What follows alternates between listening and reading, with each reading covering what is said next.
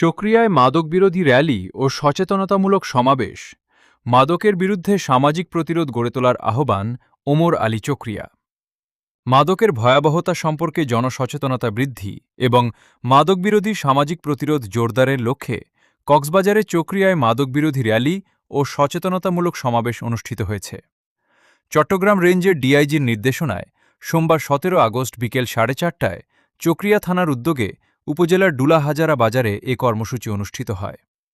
চকরিয়া থানার officer in charge OC Arifur রহমানের নেতৃত্বে আয়োজিত কর্মসূচিতে স্থানীয় রাজনৈতিক নেতৃবৃন্দ, মসজিদের ইমাম, ধর্মীয় পুরোহিত, বৌদ্ধ ধর্মীয় ব্যক্তিত্ব, শিক্ষক শিক্ষার্থীসহ বিভিন্ন শ্রেণীপেশার মানুষ অংশ নেন। র্যালিটি ডুলাহাজারা বাজারের গুরুত্বপূর্ণ সড়ক প্রদক্ষিণ করে। পরে বাজারে আয়োজিত সংক্ষিপ্ত সচেতনতামূলক সমাবেশে বক্তারা মাদকের ভয়াবহতা, মাদকাসক্তির সামাজিক ও পারিবারিক ক্ষতিকর প্রভাব এবং মাদক নির্মূলে পরিবার ও সমাজের সম্মিলিত ভূমিকার ওপর গুরুত্বারোপ করেন। বক্তারা বলেন, মাদক শুধু একজন ব্যক্তিকে ধ্বংস করে না, এটি একটি পরিবার, সমাজ ও ভবিষ্যৎ প্রজন্মের জন্য মারাত্মক হুমকি। তাই মাদকের বিরুদ্ধে সামাজিক প্রতিরোধ গড়ে তুলতে সবাইকে ঐক্যবদ্ধভাবে কাজ করতে হবে।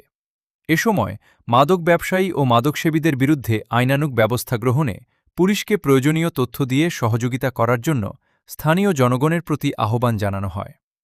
চকরিয়া থানা পুলিশ জানায়, মাদকমুক্ত সমাজ গঠনে জনসচেতনতা বৃদ্ধি এবং মাদকের বিরুদ্ধে সামাজিক প্রতিরোধ আরও জোরদার করতে ভবিষ্যতেও এ ধরনের কর্মসূচি অব্যাহত থাকবে।